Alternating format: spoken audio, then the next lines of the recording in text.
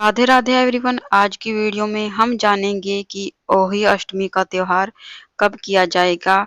ओही अष्टमी का व्रत माताएं अपने बच्चों की दीर्घायु के लिए, अच्छे स्वास्थ्य के लिए यह व्रत करती हैं। आज की वीडियो में हम जानेंगे कि ओही अष्टमी का व्रत हमें कब करना है और किस प्रकार इसकी पूजा विधि रहेगी। मेरे द्वारा बताई गई पूजा विधि किस किस के शहर में की जाती है और किसके यहाँ पर सेम पूजा की जाती है, कमेंट करके जरूर से बताना।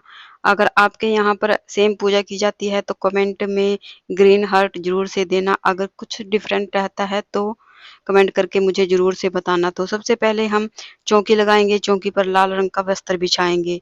कहीं कहीं पर गोबर से चौक लीप लिया जाता है। पहले मेरे यहाँ पर भी गोबर से चौक लीप कर उसके ऊपर ओही अष्टमी की फोटो को विराजमान किया जाता है। यहाँ पर मेरे पास कैलेंडर है तो मैं जो बच्चों का पेपर देने का गत्ता आता है उसके यहाँ पर इसको चिपका दूंगी ताकि अच्छे से हमारी फोटो स्टैंड में खड़ी हो जाए। तो इस प्रकार मैंने इसको कर लिया है और गणेश भगवान का चित्र भी इसी में है तो मैं गणेश भगवान की पूजा इसी में कर लूंगी, अलग से स्थापित नहीं करेंगे। उसके बाद थोड़े से चावल का आसन देते हुए हम झकरी माता को विराजमान करेंगे। जो ये स्टील की है मेरे पास, पहले हम मिट्टी की लिया करते थे लेकिन समय के अकॉर्डिंग अब मैंने इसको स्टील की लिया है।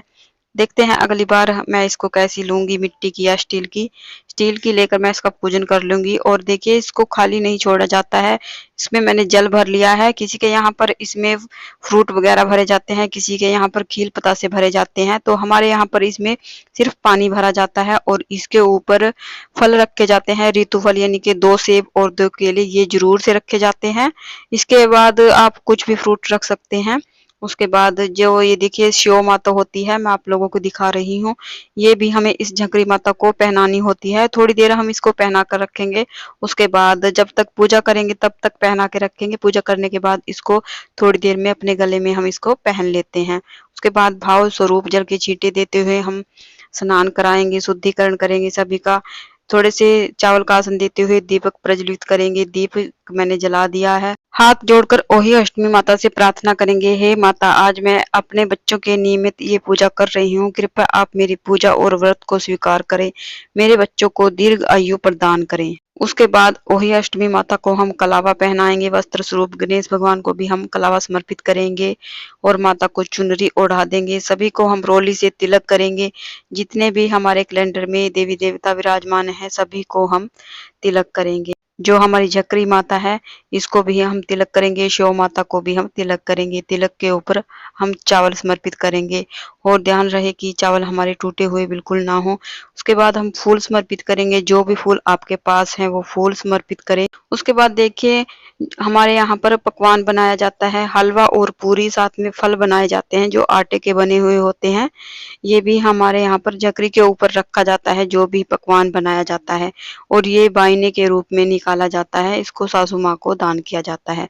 उसके बाद हम जल समर्पित करेंगे, हाथ जोड़कर भोग ग्रहण करने के लिए प्रार्थना करेंगे। उसके बाद हम बायने के लिए पैसे रखेंगे। जितने भी आप में समर्थ है उतने पैसे आप रख दें।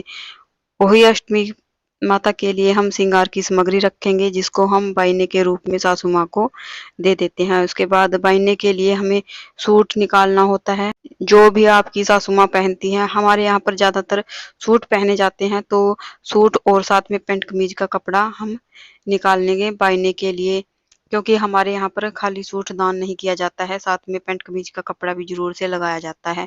इसके बाद जो श्रृंगार की सामग्री आपने ओही अष्टमी माता के लिए निकाली है इसको भी आप सासू माँ को दान दे देंगे।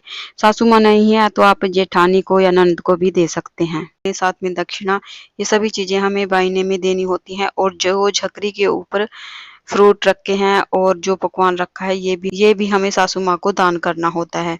उसके बाद हम ओही अष्टमी की व्रत कथा सुनेंगे। हाथ में फूल लेकर हमें कथा सुननी होती है। कथा का वीडियो आपको मेरे चैनल पर अलग से मिल जाएगा। अगर यहाँ पर कथा कहेंगे तो वीडियो ज्यादा लंबा हो जाएगा। उसके बाद हम बहुत ही प्रेम पूर्वक आरती करेंगे। सबसे पहले हम गणेश जी की आरती करेंगे, ओही अष्टमी माता की आरती करेंगे।